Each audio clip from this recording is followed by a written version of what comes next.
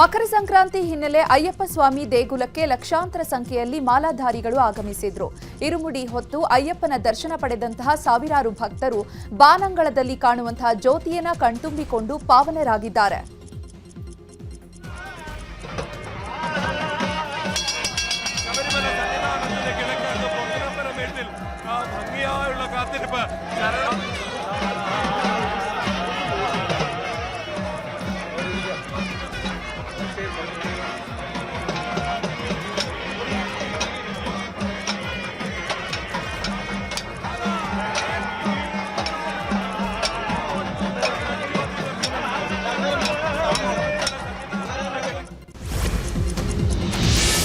ದೇಶದೆಲ್ಲೆಡೆ ಮಕರ ಸಂಕ್ರಾಂತಿಯನ್ನು ಬಹಳ ಅದ್ಧೂರಿಯಾಗಿ ಆಚರಿಸಲಾಗಿದೆ. ಸಂಕ್ರಾಂತಿ ಹಿನ್ನೆಲೆಯಲ್ಲಿ ಪ್ರತಿ ವರ್ಷದಂತೆ ಈ ವರ್ಷವೂ ಕೇರಳದ ಪಂದಳದಿಂದ ತಂದಿರುವ ಆಭರಣಗಳಿಂದ ಅಯ್ಯಪ್ಪ ಸ್ವಾಮಿಗೆ ಅಲಂಕಾರ ಮಾಡಲಾಗಿತ್ತು. ಅಲ್ಲದೆ ಅಯ್ಯಪ್ಪನಿಗೆ ವಿಶೇಷ ಪೂಜೆ ಮಾಡಿ ಪ್ರಾರ್ಥಿಸಲಾಗಿದೆ.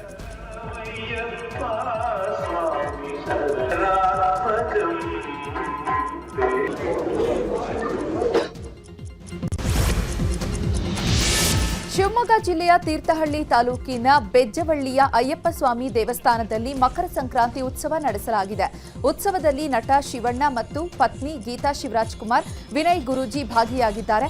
ಇನ್ನು ಉತ್ಸವದಲ್ಲಿ ಡೊಳ್ಳು ಕುಣಿತ, ಗೊಂಬೆ ಕುಣಿತ, ಚಂಡೆ, ವೀರಗಾಸೆ ಕಲಾ ತಂಡಗಳಿಂದ ಮೆರವಣಿಗೆ ಮಾಡಲಾಗಿದ್ದು ದೇವರಿಗೆ ಪೂಜಾ ಕೈಂಕರ್ಯಗಳನ್ನು ನಡೆಸಲಾಗಿದೆ. ಮಕರ ಸಂಕ್ರಾಂತಿ ಹಿನ್ನೆಲೆಯಲ್ಲಿ ಯಾದಗಿರಿ ತಾಲೂಕಿನ ಮೈಲಾಪುರ ಗ್ರಾಮದಲ್ಲಿ ಅದ್ಧೂರಿಯಾಗಿ ಮೈಲಾರಲಿಂಗೇಶ್ವರ ಜಾತ್ರೆ ಮಾಡಲಾಗಿದೆ. ಜಾತ್ರೆಯಲ್ಲಿ ಮಲ್ಲಯ್ಯನ ಪಲ್ಲಕ್ಕಿ ಮೇಲೆ ಕುರಿ ಎಸೆಯುವ ಪದ್ಧತಿ ಇತ್ತು. ಈ ಪದ್ಧತಿಯನ್ನ ಜಿಲ್ಲಾಡಳಿತ ನಿಷೇಧ ಮಾಡಿದ್ದು, ಈ ಹಿನ್ನೆಲೆಯಲ್ಲಿ ಭಂಡಾರ, ಜೋಳದ ದಂಟನ್ನ ಭಕ್ತರು ದೇವರಿಗೆ ಅರ್ಪಿಸಿದ್ದಾರೆ. ಅಲ್ಲದೆ ಜಾತ್ರೆಯಲ್ಲಿ ಸಾವಿರಾರು ಭಕ್ತರು ಭಾಗಿಯಾಗಿದ್ದು ಸ್ವರ್ಗವೇ ಧರೆಗಿಳಿದಂತೆ ಭಾಸವಾಗಿತ್ತು.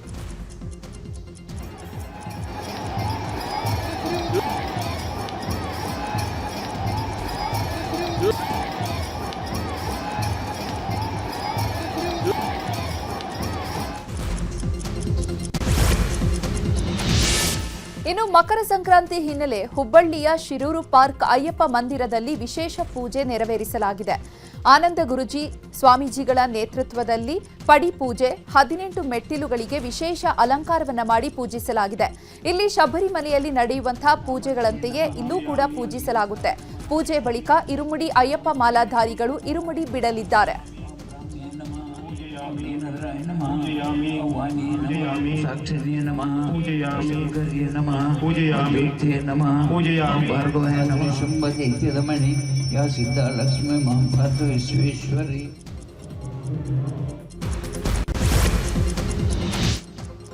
ಈಗ ಕೈ ನಾಯಕನ ಧಮಕಿ ಸುದ್ದಿಗಳನ್ನು ನೋಡೋಣ. ನಗರಸಭೆ ಪೌರಾಯುಕ್ತೆಗೆ ಕಾಂಗ್ರೆಸ್ ಮುಖಂಡ ಪ್ರಾಣ ಬೆದರಿಕೆ ಹಾಕಿದ್ದಾರೆ. ಕೆಪಿಸಿಸಿ ರಾಜ್ಯ ಸಂಯೋಜಕ ಹಾಗೂ ಶಿಡ್ಲಘಟ್ಟ ವಿಧಾನಸಭಾ ಕ್ಷೇತ್ರದ ಪರಾಜಿತ ಕಾಂಗ್ರೆಸ್ ಅಭ್ಯರ್ಥಿ ರಾಜೀವ್ ಗೌಡ ಬೆದರಿಕೆ ಹಾಕಿರುವ ಆಡಿಯೋ ನ್ಯೂಸ್ 18ಗೆ ಲಭ್ಯ ಆಗಿದೆ. ಅಕ್ರಮವಾಗಿ ಹಾಕಿದ್ದ ಬ್ಯಾನರ್ಗಳನ್ನು ಜನರ ದೂರಿನ ಮೇರೆಗೆ ಶಿಡ್ಲಘಟ್ಟ ನಗರಸಭೆ ಪೌರಾಯುಕ್ತೆ ಅಮೃತ ತೆರವುಗೊಳಿಸಿದರು. ಈ ಹಿನ್ನೆಲೆಯಲ್ಲಿ ಅಮೃತರಿಗೆ ಕರೆ ಮಾಡಿದ್ದ ರಾಜೀವ್ ಗೌಡ ಅವಾಚ್ಯ ಅಶ್ಲೀಲ ಪದಗಳನ್ನು ಬಳಸಿ ಅಧಿಕಾರಿಗೆ ಹಾಗೂ ಶಾಸಕರಿಗೆ ನಿಂದಿಸಿ ಜನರನ್ನ ಸೇರಿಸಿ ಚಪ್ಪಲಿಯಿಂದ ಹೊಡಿಸೋದಾಗಿ ಬೆದರಿಕೆ ಕೂಡ ಹಾಕಿದ್ದಾರೆ. ಇನ್ನು ಕಾಂಗ್ರೆಸ್ ಮುಖಂಡ ರಾಜೀವ್ ಗೌಡ ನಗರಸಭೆ ಪೌರಾಯುಕ್ತೆ ಅಮೃತ ಅವರಿಗೆ ಧಮಕಿ ಹಾಕಿರುವ ಆಡಿಯೋ ನ್ಯೂಸ್ 18ಗೆ ಲಭ್ಯವಾಗಿದೆ. ಅಶ್ಲೀಲ ಪದ ಬಳಸಿರೋದು, ಚಪ್ಪಲಿಯಿಂದ ಹೊಡಿಸೋದಾಗಿ ಹೇಳಿರೋದು ಈ ಆಡಿಯೋದಲ್ಲಿ ರೆಕಾರ್ಡ್ ಆಗಿದೆ. ಮೇಡಮ್, ಅದು ಬ್ಯಾನರ್ ಬಿಚ್ಚಕ್ಕೆ ಹೇಳಿದ್ರ? ಇಲ್ಲ ಸರ್, ಅದು ಒಂದು ಬ್ಯಾನರು ಆ ರೋಡ್ ಕೋಟೆದಲ್ಲಿ ಮಧ್ಯದಲ್ಲಿ ಹಾಕ್ಬಿಟ್ಟಿದ್ರಂತೆ.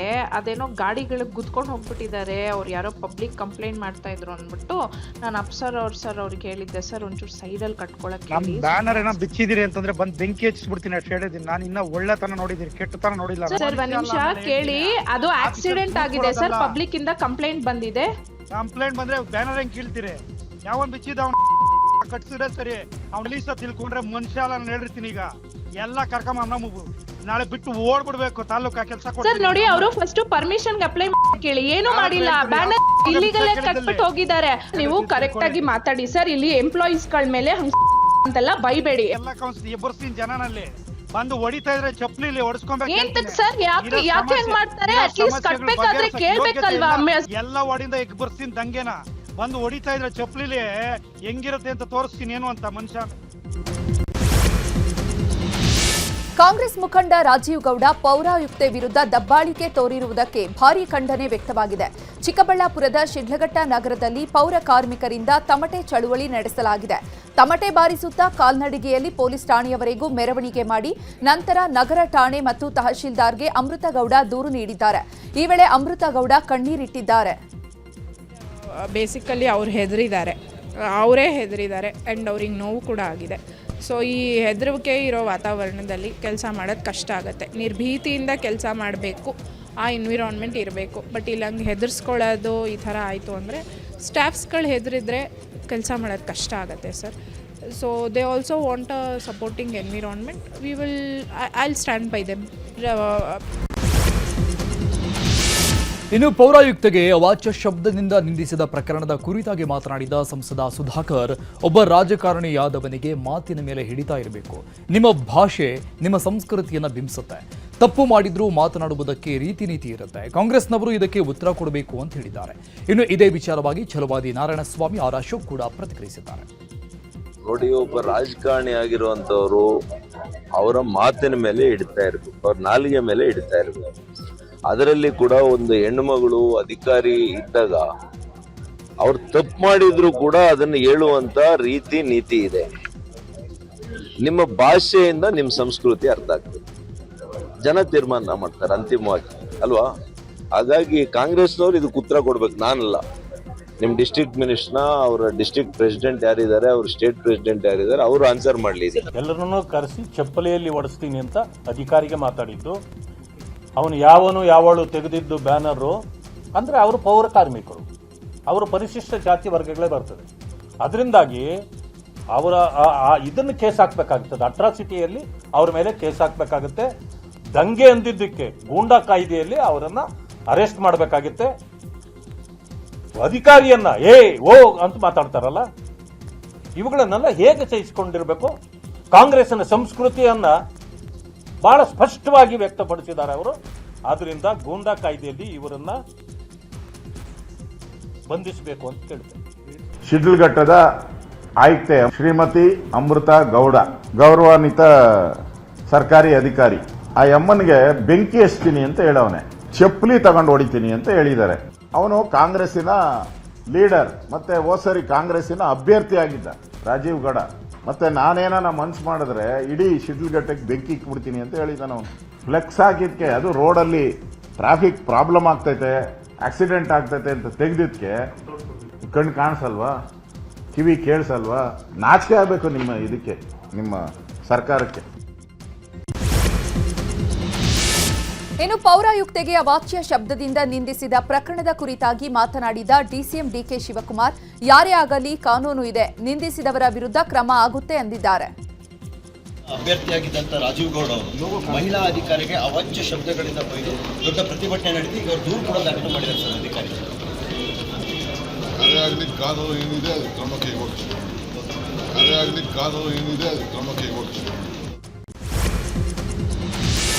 ಶಿಡ್ಲಘಟ್ಟ ಪೌರಾಯುಕ್ತರಿಗೆ ಜೀವ ಬೆದರಿಕೆ ಪ್ರಕರಣ ಸಂಬಂಧಪಟ್ಟಂಗೆ ನಾಳೆ ಸುದ್ದಿಗೋಷ್ಠಿ ಕರೆಯಲು ರಾಜೀವ್ ಗೌಡ ಕುಟುಂಬ ಮುಂದಾಗಿದೆ. ಈ ಬಗ್ಗೆ ಮಾಹಿತಿ ಕೊಟ್ಟಿರುವ ರಾಜೀವ್ ಗೌಡ ಪತ್ನಿ ಸಹನಾ, ನಮ್ಮ ಕುಟುಂಬದವರೊಬ್ಬರು ಸಾವು ಬದುಕಿನ ಮಧ್ಯೆ ಹೋರಾಡ್ತಾ ಇದ್ದಾರೆ. ಹೀಗಾಗಿ ನಮ್ಮ ಪತಿ ಅಲ್ಲಿಗೆ ಹೋಗಿದ್ದಾರೆ. ನಾಳೆ ನಾನು ನನ್ನ ಯಜಮಾನರು ಮಾಧ್ಯಮಗಳ ಮುಂದೆ ಬರ್ತೀವಿ ಅಂತ ಹೇಳಿದ್ದಾರೆ. ರಾಜಕೀಯ ಸುದ್ದಿಗಳನ್ನ ನೋಡೋಣ. ವಿಧಾನಸೌಧದಲ್ಲಿ ಸಿಎಂ ಸಿದ್ದರಾಮಯ್ಯ ಸಚಿವ ಸಂಪುಟ ಸಭೆ ನಡೆಸಿದ್ರು. ಸಭೆಯಲ್ಲಿ 5 ದಿನಗಳ ಅಧಿವೇಶನ ಕರೆಯಲು ನಿರ್ಧರಿಸಲಾಗಿದೆ. ಸಭೆ ಬಳಿಕ ಈ ಬಗ್ಗೆ ಸಚಿವ ಎಚ್.ಕೆ. ಪಾಟೀಲ್ ಮಾತನಾಡಿ, ವಿಶೇಷ ಕ್ಯಾಬಿನೆಟ್ ಸಭೆಯನ್ನ ಮಾಡಿದ್ದೇವೆ. 3 ನಿರ್ಣಯವನ್ನ ಇಂದಿನ ಕ್ಯಾಬಿನೆಟ್ನಲ್ಲಿ ತೆಗೆದುಕೊಂಡಿದ್ದೇವೆ. 22ರಂದು ಉಭಯ ಅಧಿವೇಶನವನ್ನ ಉದ್ದೇಶಿಸಿ ರಾಜ್ಯಪಾಲರ ಭಾಷಣ ಮಾಡಲಿದ್ದಾರೆ. 22ರಿಂದ 5 ದಿನಗಳವರೆಗೆ ವಿಶೇಷ ಅಧಿವೇಶನ ನಡೆಸಲು ನಿರ್ಧರಿಸಲಾಗಿದೆ ಎಂದರು. ಕರ್ನಾಟಕ ವಿಧಾನಸಭೆ ಹಾಗೂ ಕರ್ನಾಟಕ ವಿಧಾನ ಪರಿಷತ್ತಿನ ಉಭಯ ಸದನಗಳ ಅಧಿವೇಶನವನ್ನು 22/1/2026 ಗುರುವಾರದಂದು ಬೆಳಗ್ಗೆ 11 ಗಂಟೆಗೆ ಬೆಂಗಳೂರಿನಲ್ಲಿ ಕರೆಯಲು ಸಚಿವ ಸಂಪುಟವು ತೀರ್ಮಾನಿಸಿತು.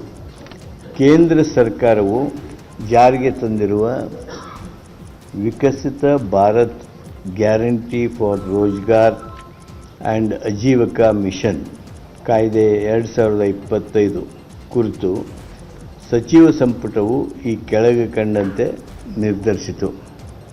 ನೂತನ ಕಾಯ್ದೆಯು ಸಮಾಜದ ಮೇಲೆ ಬೀರಿರುವ ಸಾಮಾಜಿಕ ಹಾಗೂ ಆರ್ಥಿಕ ಪರಿಣಾಮಗಳ ಬಗ್ಗೆ ಸಾರ್ವಜನಿಕರಿಗೆ ಅರಿವು ಹಾಗೂ ಜಾಗೃತಿ ಮೂಡಿಸಲು ವಿಧಾನಮಂಡಲದ ಜಂಟಿ ಅಧಿವೇಶನದಲ್ಲಿ ವಿಶೇಷ ಚರ್ಚೆ ನಡೆಸಿ ನೂತನ ಕಾಯ್ದೆಯ ಕುರಿತು ನಿರ್ಣಯ ಕೈಗೊಳ್ಳಲು ಸಚಿವ ಸಂಪುಟ ನಿರ್ಣಯಿಸಿತು.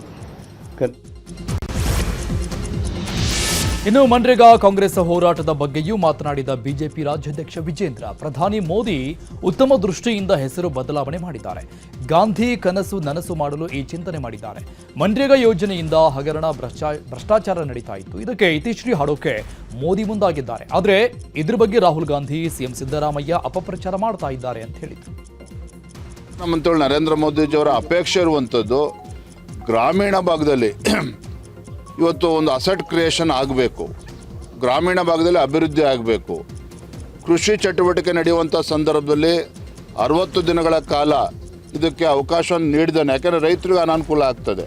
ಆದರೆ ಕಾಂಗ್ರೆಸ್ ಪಕ್ಷ ಇವತ್ತು ಸಿದ್ದರಾಮಯ್ಯನವರು, ರಾಹುಲ್ ಗಾಂಧಿಯವರು ಇದನ್ನೇ ಅಪಪ್ರಚಾರ ಮಾಡಿಕೊಂಡು ಈ ವಿಚಾರ ತೆಗೆದುಕೊಂಡು ಮಹಾತ್ಮ ಗಾಂಧಿಯವರ 2ನೇ ಬಾರಿ ಕೊಲೆಯನ್ನು ಮಾಡುವಂಥ ಕೆಲಸ ಭಾರತೀಯ ಜನತಾ ಪಾರ್ಟಿ ಮಾಡಿದೆ ಅಂತೇಳಿ ಅಪಪ್ರಚಾರ ಮಾಡೋದಕ್ಕೆ ಹೊರಟಿದ್ದಾರೆ.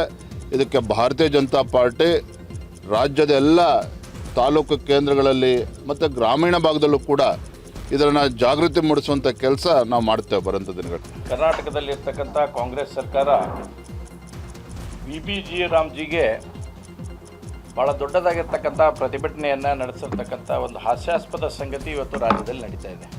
ಇಡೀ ದೇಶದಲ್ಲಿ ಇವತ್ತಿನ VBG ರಾಮ್ಜಿನ ಒಪ್ಕೊಂಡ ಮೇಲೆ, ಅಮೆಂಡ್ಮೆಂಟ್ ಆದಮೇಲೆ ಇದರಲ್ಲಿರ್ತಕ್ಕಂಥ ಒಳ್ಳೆಯ ಗುಣಗಳನ್ನು ಕೂಡ ತಾವು ಹೇಳುವಂಥ ಪ್ರಯತ್ನ ಮಾಡಬೇಕು. ಕೇವಲ ಇವತ್ತು VBG ರಾಮ್ಜಿ ಸರಿ ಇಲ್ಲ, ಬೇರೆ ಬೇರೆ ತಪ್ಪು ತಿಳುವಳಿಕೆಗಳನ್ನು ಜನರ ಮಧ್ಯೆ ಹರಡಿಸುವಂಥ ಪ್ರಯತ್ನ, ಈ ರೀತಿ ಸುಳ್ಳುಗಳನ್ನು, ಕಾಂಗ್ರೆಸ್ ಸುಳ್ಳಿನ ಸರಮಾಲೆಗಳನ್ನು ಹೇಳುವಂಥ ಪ್ರಯತ್ನವನ್ನು ಮಾಡ್ತೇವೆ. ಒಂದು ಕಡೆ ಸುಳ್ಳೇ ಕಾಂಗ್ರೆಸ್ಸಿನ ಮನೆಯಾಗಿ ಬಿಟ್ಟೈತಿ ಇವತ್ತು. ಯಾಕಂದರೆ ಅನೇಕ ವಿಷಯಗಳನ್ನು ಹೇಳ್ತಾ ಒಂದು ಸುಳ್ಳನ್ನು 100 ಸಲ ಹೇಳಿ ಅದನ್ನು ಸತ್ಯ ಮಾಡುವಂಥ ಪ್ರಯತ್ನ ಕಾಂಗ್ರೆಸ್ಸಿನ ಪ್ರವೃತ್ತಿ ಇವತ್ತು ಬೆಳೆದು ಬಂದುಬಿಟ್ಟೈತೆ ಹೇಳಿ ಹೆಚ್ಚು ಇವತ್ತು. 22ರಿಂದ 31ನೇ ತಾರೀಕುವರೆಗೂ ಅಧಿವೇಶನ ನಡೆಸ್ತೀರಿ ಅಂತೇಳಿ ಕ್ಯಾಬಿನೆಟ್ ತೀರ್ಮಾನವನ್ನು ತೆಗೆದುಕೊಂಡಿದ್ದಾರೆ. ವಿಶೇಷವಾಗಿ ರಾಮ್ಜಿ ಯೋಜನೆ ಏನಿದೆ ಅದರ ಬಗ್ಗೆ ವಿಶೇಷ ಚರ್ಚೆಗೆ ಮಾಡಬೇಕು ಅನ್ನೋ ಉದ್ದೇಶ ಇಟ್ಕೊಂಡು ದುರುದ್ದೇಶದಿಂದ ಕರೆದಿರ್ತಕ್ಕಂಥ ಅಧಿವೇಶನ ಇದು. ಇವ್ರಿಗೇನೋ ಹೆಸರು ಇಷ್ಟ ಆಗಿಲ್ಲ ಅಂತ ಹೇಳಿದ್ರೆ, ಇವ್ರ ಖಜಾನೆ ಬರಿದಾಗಿದೆ, ದುಡ್ಡು ಗ್ರ್ಯಾಂಟ್ ಕೊಡೋಕ್ಕೆ ಯೋಗ್ಯತೆ ಇಲ್ಲ ಅಂದರೆ ಅದಕ್ಕೊಂದು ಅಧಿವೇಶನ. ಬಾಯಿಗೆ ಬಂದಂಗೆ ಅಧಿವೇಶನದಲ್ಲಿ ಮಾತಾಡ್ತೀರಾ, ಅದಾದಮೇಲೆ ಇದ್ರ ಉಪಯೋಗ ಏನು? ಬಳ್ಳಾರಿ ಪಾದಯಾತ್ರೆ ವಿಚಾರವಾಗಿ ಚಿತ್ರದುರ್ಗದಲ್ಲಿ ಮಾತನಾಡಿದ ಬಿಜೆಪಿ ರಾಜ್ಯಾಧ್ಯಕ್ಷ ಬಿವೈ ವಿಜಯೇಂದ್ರ, ರೆಡ್ಡಿ ರಾಮುಲು ಮಾತ್ರ ಅಲ್ಲ, ರಾಜ್ಯದ ಪ್ರಮುಖರು ಚರ್ಚೆ ಮಾಡಿದ್ದೇವೆ. ಪಾದಯಾತ್ರೆ ಮಾಡುವುದು ಉತ್ತಮ ಎಂಬ ಅಭಿಪ್ರಾಯ ಇದೆ. ಆದರೂ ವರಿಷ್ಠರ ಜೊತೆಗೆ ಚರ್ಚಿಸಿ ತೀರ್ಮಾನ ಮಾಡಬೇಕು. ಹಾಗಾಗಿ ದೆಹಲಿ ಮಟ್ಟದ ನಾಯಕರ ಜೊತೆ ಮಾತನಾಡಿದ್ದೇವೆ. ಇಂದು ಅಥವಾ ನಾಳೆ ಈ ಬಗ್ಗೆ ಸಂದೇಶ ಬರುತ್ತದೆ ಅಂತ ಹೇಳಿದ್ದಾರೆ. ರೆಡ್ಡಿ, ಶ್ರೀರಾಮುಲು ಅಷ್ಟೇ ಅಲ್ಲ, ರಾಜ್ಯದ ಪ್ರಮುಖರು ಕೂಡ ಚರ್ಚೆ ಮಾಡಿದಂಥ ಸಂದರ್ಭದಲ್ಲಿ ನಾವೆಲ್ಲರೂ ಕೂಡ ಪಾದಯಾತ್ರೆ ಮಾಡೋದು ಒಳ್ಳೆಯದು ಅನ್ನೋದು ಎಲ್ಲರದ್ದು ಅದೇ ಅಭಿಪ್ರಾಯ ಇದೆ. ಆದರೂ ಕೂಡ ವರಿಷ್ಠರ ಜೊತೆ ಚರ್ಚೆ ಮಾಡಿ ತೀರ್ಮಾನ ತೆಗೆದುಕೊಳ್ಬೇಕು. ನಾನು ಈಗಾಗಲೇ ನಮ್ಮ ಪಕ್ಷದ ಹಿರಿಯರಿಗೆ, ವರಿಷ್ಠರಿಗೆ ದೆಹಲಿನ ಮಾತನಾಡಿದ್ದೇನೆ. ಇವತ್ತು ನಾಳೆ ಒಳಗೆ ಅದ್ರ ಬಗ್ಗೆ ಮಾಹಿತಿ ಬರ್ತದೆ.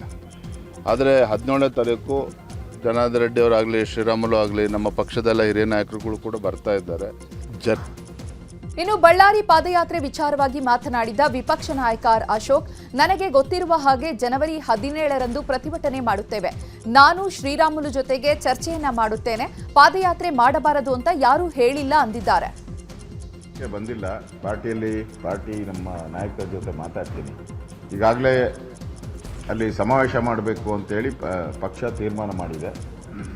ಉಳಿದಿದ್ದೇನಿದೆ ಅಂತ ನಾನು ಮಾತಾಡ್ತೀನಿ ಶ್ರೀರಾಮುಲು ಅವರು. ಆ ಥರ ಯಾವುದೋ ಏನು ನನಗೆ ಗೊತ್ತಿರೋ ಪ್ರಕಾರ ಆ ಥರದ್ದು ಏನೂ ನಡೆದಿಲ್ಲ. ಏನಾಗಿದೆ, ಅವ್ರು ಯಾಕೆ ಹಾಗೆ ಮಾತಾಡಿದ್ದಾರೆ ಅಂತಲೂ ಕೂಡ ನಾನು ಶ್ರೀರಾಮುಲು ಅವ್ರ ಜೊತೆ ಮಾತಾಡ್ತೀನಿ. ನನ್ನ ಗಮನಕ್ಕೆ ಬಂದು ಇನ್ನು ಬಳ್ಳಾರಿಯಲ್ಲಿ ಶ್ರೀರಾಮುಲು ಜನಾರ್ದನ ರೆಡ್ಡಿ ಜಂಟಿ ಸುದ್ದಿಗೋಷ್ಠಿ ನಡೆಸಿದ್ದಾರೆ. ಈ ವೇಳೆ ಮಾತನಾಡಿದ ಶ್ರೀರಾಮುಲು, ಬಳ್ಳಾರಿಯಲ್ಲಿ ಇದೇ ತಿಂಗಳು 17ರಂದು ಪ್ರತಿಭಟನಾ ಸಮಾವೇಶ ಮಾಡ್ತೇವೆ. ಬಳ್ಳಾರಿಯ ಸಮಾವೇಶ ಕೇವಲ ಗಲಭೆ ಕುರಿತು ಅಲ್ಲ, ಕಲ್ಯಾಣ ಕರ್ನಾಟಕದಲ್ಲಿ ಕಾನೂನು ಸುವ್ಯವಸ್ಥೆ ಹದಗೆಟ್ಟಿದೆ. ರಿಪಬ್ಲಿಕ್ ಆಫ್ ಕಲಬುರಗಿ ಆಗಿದೆ. ನಮ್ಮ ಕಾರ್ಯಕರ್ತರ ಮೇಲೆ ಹಲ್ಲೆ ನಡೀತಾ ಇದೆ. ಹೀಗಾಗಿ ಇದೆಲ್ಲದರ ವಿರುದ್ಧ ಸಮಾವೇಶ ನಡೆಸಲಾಗುತ್ತದೆ ಅಂತ ಹೇಳಿದ್ದಾರೆ. ಇವತ್ತು 17ನೇ ತಾರೀಕು ಏನು ಸಮಾವೇಶ ನಡೀತಾ ಇದೆನೋ, ಈ ಸಮಾವೇಶ ಏನಿದೆನೋ ಕೇವಲ ಇದೊಂದು ಗಲಭೆಗೆ ಸಂಬಂಧಪಟ್ಟಿರುವಂಥ ಸಮಾವೇಶ ಅಲ್ಲ ಇದು. ಯಾಕಂದರೆ ಇವತ್ತು ಇಡೀ ರಾಜ್ಯದಲ್ಲಿ, ವಿಶೇಷವಾಗಿ ಕಲ್ಯಾಣ ಕರ್ನಾಟಕದಲ್ಲಿ ಏನಿವತ್ತು ಲಾ ಆ್ಯಂಡ್ ಆರ್ಡರ್ ಫೇಲ್ಯೂರ್ಸ್ ಆಗಿದೆನೋ, ನಮ್ಮ ಕಾರ್ಯಕರ್ತರನ್ನ ಯಾವ ರೀತಿ ಕೇಸ್ಗಳು ಆಗ್ತಾಯಿದಾರೆ, ನಮ್ಮ ಕಾರ್ಯಕರ್ತರನ್ನ ಯಾವ ರೀತಿ ಪೊಲೀಸ್ ಸ್ಟೇಷನ್ದಲ್ಲಿ ಆಗ್ತಾಯಿದ್ದಾರೆ, ಅಲ್ಲಿ ಏನಾಗಿದೆ ರಿಪಬ್ಲಿಕ್ ಆಫ್ ಕಲಬುರಗಿ ಮಾಡ್ಕೊಂಡು ಕುಂತಾರೆ. ಅಲ್ಲಿದ್ದಂಥ ಸಣ್ಣಗರಿಗೆ ಅವರು ವಿರೋಧ ಪಕ್ಷದ ನಾಯಕನ ಛಲವಾದಿ ನಾರಾಯಣ ದಲಿತನನ್ನು ಕೂಡ ನೋಡಲಾರ್ದಂತೆ ಹಲ್ಲೆ ಮಾಡೋಂಥ ಪ್ರಯತ್ನ ಮಾಡಿದ್ದಾರೆ.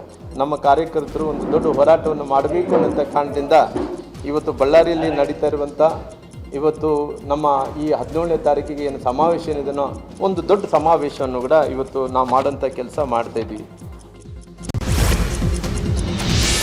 ನಿನ್ನೆ ಕಾಂಗ್ರೆಸ್ ವರಿಷ್ಠ ರಾಹುಲ್ ಗಾಂಧಿ ಅವರನ್ನ ಮೈಸೂರಲ್ಲಿ ಡಿಸಿಎಂ ಭೇಟಿಯಾಗಿದ್ರು. ಇದೀಗ ರಾಹುಲ್ ಗಾಂಧಿ ಭೇಟಿ ಬಳಿಕ ಡಿಕೆ ಸಾಮಾಜಿಕ ಜಾಲತಾಣದಲ್ಲಿ ಹಾಕಿರುವ ಪೋಸ್ಟ್ ಕುತೂಹಲ ಕೆರಳಿಸಿದೆ.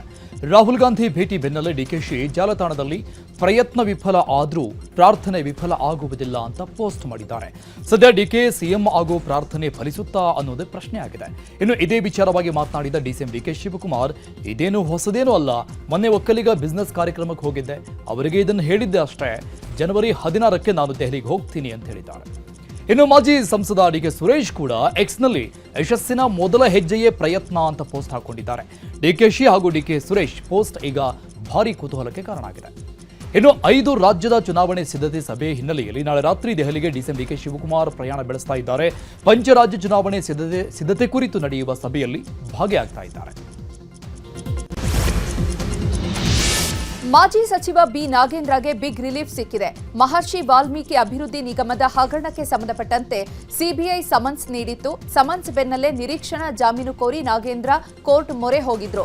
ಈ ಬಗ್ಗೆ ಜನಪ್ರತಿನಿಧಿಗಳ ವಿಶೇಷ ನ್ಯಾಯಾಲಯ ವಿಚಾರಣೆಯನ್ನು ನಡೆಸಿ ನಿರೀಕ್ಷಣಾ ಜಾಮೀನು ನೀಡಿ ಆದೇಶಿಸಿದೆ. ಅಲ್ಲದೆ 15 ದಿನದ ಒಳಗೆ ತನಿಖಾಧಿಕಾರಿ ಮುಂದೆ ಹಾಜರಾಗಬೇಕು. 3 ತಿಂಗಳ ಕಾಲ 2ನೇ ಭಾನುವಾರ ತನಿಖಾಧಿಕಾರಿ ಮುಂದೆ ಹಾಜರಾಗಿ ಸಹಿ ಹಾಕಬೇಕು. ಕೋರ್ಟ್ ಅನುಮತಿ ಇಲ್ಲದೆ ಕೋರ್ಟ್ ವ್ಯಾಪ್ತಿಯನ್ನು ಬಿಟ್ಟು ಎಲ್ಲೂ ಹೋಗಬಾರದು. ಸಾಕ್ಷಿಗಳ ಮೇಲೆ ಪ್ರಭಾವ ಬೀರಬಾರದು ಅಂತ ಷರತ್ತು ನೀಡಿ ಜಾಮೀನು ನೀಡಿದೆ. ಈಗ ರಾಜ್ಯದ ಪ್ರಮುಖ ಸುದ್ದಿ ನೋಡೋಣ. ಲಾಲ್ಬಾಗ್ನಲ್ಲಿ ನಡೀತಾ ಇರುವ 219ನೇ ಫ್ಲವರ್ ಶೋವನ್ನು ಡಿಸಿಎಂ ಡಿಕೆ ಶಿವಕುಮಾರ್ ಉದ್ಘಾಟಿಸಿದ್ದಾರೆ. ಬಳಿಕ ಮಾತನಾಡಿದ ಡಿಸಿಎಂ ಡಿಕೆಶಿ, ಲಾಲ್ಬಾಗ್ಗೆ ಬಹಳ ದೊಡ್ಡ ಇತಿಹಾಸ ಇದೆ. ತೋಟಗಾರಿಕೆ ಫಲಪುಷ್ಪ ಪ್ರದರ್ಶನ ಪ್ರತಿ ವರ್ಷ ನಡೆಯುತ್ತೆ. ಗಣರಾಜ್ಯೋತ್ಸವ ಸಂದರ್ಭದಲ್ಲಿ ಪುಷ್ಪ ಪ್ರದರ್ಶನವನ್ನ ಸರ್ಕಾರ ಏರ್ಪಾಡು ಮಾಡುತ್ತೆ. ಪ್ರಕೃತಿಯನ್ನ ಉಳಿಸಿ ಬೆಳೆಸಬೇಕು ಎನ್ನುವ ಉದ್ದೇಶದಿಂದ ಈ ಫ್ಲವರ್ ಶೋ ಮಾಡಲಾಗ್ತಾ ಇದೆ ಅಂತ ಹೇಳಿದರು. ವಿಶ್ವ ಕ್ರಿಕೆಟ್ಗೆ ವಿರಾಟ್ ಕೊಹ್ಲಿಯೇ ಕಿಂಗ್. ಏಕದಿನ ಕ್ರಿಕೆಟ್ ರ್ಯಾಂಕಿಂಗ್ ಪಟ್ಟಿಯಲ್ಲಿ ವಿರಾಟ್ ಕೊಹ್ಲಿ ನಂಬರ್ 1 ಸ್ಥಾನ ಪಡೆದುಕೊಂಡಿದ್ದಾರೆ. 11ನೇ ಬಾರಿ ಏಕದಿನ ಕ್ರಿಕೆಟ್ನಲ್ಲಿ ಕೊಹ್ಲಿ ನಂಬರ್ 1 ಆಗಿದ್ದು, ರೋಹಿತ್ ಶರ್ಮಾ 2ನೇ ಸ್ಥಾನ ಪಡೆದುಕೊಂಡಿದ್ದಾರೆ. ಕನ್ನಡಿಗ ರಾಹುಲ್ ಭರ್ಜರಿ ಶತಕ ಗಳಿಸಿದ್ದಾರೆ. ಭಾರತ ಸಂಕಷ್ಟದಲ್ಲಿದ್ದಾಗ ಬ್ಯಾಟ್ ಹಿಡಿದು ಬಂದಂತಹ ಕನ್ನಡಿಗ ಕೆಎಲ್ ರಾಹುಲ್ ವೃತ್ತಿ ಜೀವನದ 8ನೇ ಶತಕ ಗಳಿಸಿದ್ದಾರೆ. 92 ಎಸೆತ ಎದುರಿಸಿ 112 ರನ್ ಗಳಿಸಿ ನಾಟ್ಔಟ್ ಆಗಿ ಉಳಿದಿದ್ದಾರೆ. ಈ ಮೂಲಕ ಟೀಂ ಇಂಡಿಯಾ ಗೌರವಯುತ ಮೊತ್ತ ಗಳಿಸಲು ನೆರವಾಗಿದ್ದಾರೆ. ಭಾರತ 7 ವಿಕೆಟ್ ಕಳೆದುಕೊಂಡು 284 ರನ್ ಗಳಿಸಿದೆ. ನ್ಯೂಜಿಲೆಂಡ್ ಗೆಲ್ಲಲು 285 ರನ್ ಗಳಿಸಬೇಕಿದೆ.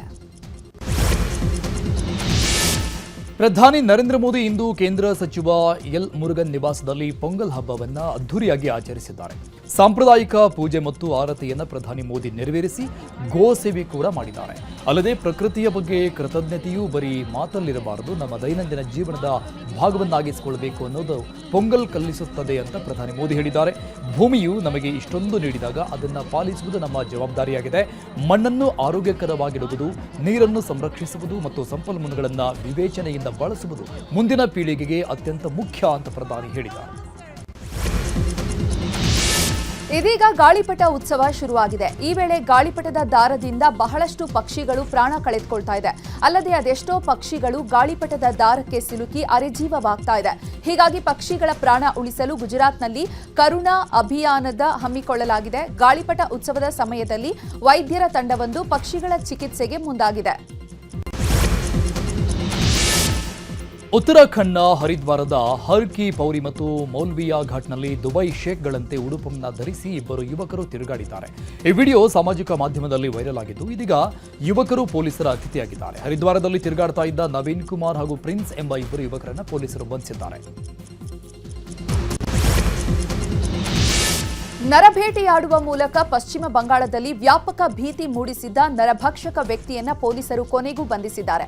ಬಂಧಿತ ವ್ಯಕ್ತಿಯನ್ನ ಫರ್ದೌಸ್ ಅಲಂ ಎಂದು ಗುರುತಿಸಲಾಗಿದೆ. ಅಪರಿಚಿತ ವ್ಯಕ್ತಿಯನ್ನ ಕೊಲೆ ಮಾಡಿ ಬಳಿಕ ಅವನ ಮಾಂಸ ತಿನ್ನಲು ದೇಹವನ್ನ ಮನೆಗೆ ಎಳೆದುಕೊಂಡು ಹೋಗುತ್ತಿದ್ದ ಎನ್ನಲಾಗಿದೆ. ಈ ಬಳಿಕ ಪಶ್ಚಿಮ ಬಂಗಾಳದ ದಿನ್ಹಾಟ ಉಪಜಿಲ್ಲಾ ಪೊಲೀಸ್ ಅಧಿಕಾರಿ ಧಿಮನ್ ಮಿತ್ರ ಮಾಹಿತಿ ನೀಡಿದ್ದಾರೆ. ಈಗ ವಿದೇಶದ ಸುದ್ದಿ ನೋಡೋಣ. ಇರಾನ್ನಲ್ಲಿ ಉದ್ವಿಗ್ನತೆ ಹೆಚ್ಚಾಗ್ತಾ ಇರುವ ಹಿನ್ನೆಲೆಯಲ್ಲಿ ಭದ್ರತೆಯನ್ನು ಗಮನದಲ್ಲಿಟ್ಟುಕೊಂಡು ಭಾರತೀಯ ನಾಗರಿಕರು ದೇಶ ಬಿಟ್ಟು ತೆರಳದಂತೆ ಇರಾನ್ನಲ್ಲಿರುವ ಭಾರತೀಯ ರಾಯಭಾರ ಕಚೇರಿ ಸಲಹೆ ಕೊಟ್ಟಿದೆ. ಈ ಕುರಿತು ಇರಾನ್ನಲ್ಲಿ ಭಾರತೀಯ ರಾಯಭಾರ ಕಚೇರಿ ಸಾಮಾಜಿಕ ಮಾಧ್ಯಮ ಎಕ್ಸ್ನಲ್ಲಿ ಪೋಸ್ಟ್ ಮಾಡಿದ್ದು, ಇರಾನ್ನಲ್ಲಿರುವ ಭಾರತೀಯ ವಿದ್ಯಾರ್ಥಿಗಳು, ಯಾತ್ರಾರ್ಥಿಗಳು, ಉದ್ಯಮಿಗಳು ಹಾಗೂ ಪ್ರವಾಸಿಗರು ಸೇರಿದಂತೆ ಭಾರತೀಯರು ಲಭ್ಯವಿರುವ ಮಾರ್ಗಗಳ ಮೂಲಕ ಇರಾನ್ನಿಂದ ತೆರಳುವಂತೆ ನಿರ್ದೇಶನ ಕೊಡಲಾಗಿದೆ. ಇರಾನ್ನಲ್ಲಿ ಪ್ರತಿಭಟನೆ ನಡೆಸ್ತಾ ಇರೋದನ್ನ ಮುಂದುವರೆಸುವಂತೆ ಅಮೆರಿಕ ಅಧ್ಯಕ್ಷ ಡೊನಾಲ್ಡ್ ಟ್ರಂಪ್ ಇರಾನ್ ಜನತೆಗೆ ಕರೆ ನೀಡಿದ್ದಾರೆ. ಇದರ ಬೆನ್ನಲ್ಲೇ ಇರಾನ್ ವಿಶ್ವಸಂಸ್ಥೆಯ ಭದ್ರತಾ ಮಂಡಳಿಗೆ ಪತ್ರ ಬರೆದಿದೆ. ವಿಶ್ವಸಂಸ್ಥೆಯ ಪ್ರಧಾನ ಕಾರ್ಯದರ್ಶಿಗೆ ಔಪಚಾರಿಕವಾಗಿ ಪತ್ರ ಬರೆದಿದ್ದು, ಇರಾನ್ನೊಳಗಿನ ಪ್ರತಿಭಟನೆಗಳ ಬಗ್ಗೆ ಡೊನಾಲ್ಡ್ ಟ್ರಂಪ್ ಹೇಳಿಕೆಗೆ ತೀವ್ರ ಕಳವಳ ವ್ಯಕ್ತಪಡಿಸಿದೆ.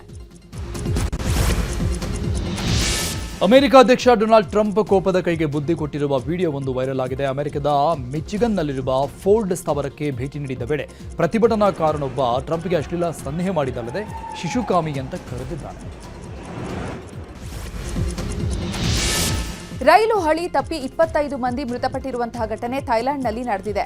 ಬ್ಯಾಂಕಾಕ್ನಿಂದ ಹೊರಟಿದಂತಹ ರೈಲಿನ ಒಂದು ಬೋಗಿಯ ಮೇಲೆ ಹಳಿಗಳ ಬಳಿಯ ಹೈಸ್ಪೀಡ್ ರೈಲು ನಿರ್ಮಾಣದ ಸ್ಥಳದಲ್ಲಿ ಕಾರ್ಯನಿರ್ವಹಿಸ್ತಾ ಇದ್ದಂತಹ ಕ್ರೇನ್ಗೆ ರೈಲಿನ ಮೇಲೆ ಬಿದ್ದಿದೆ.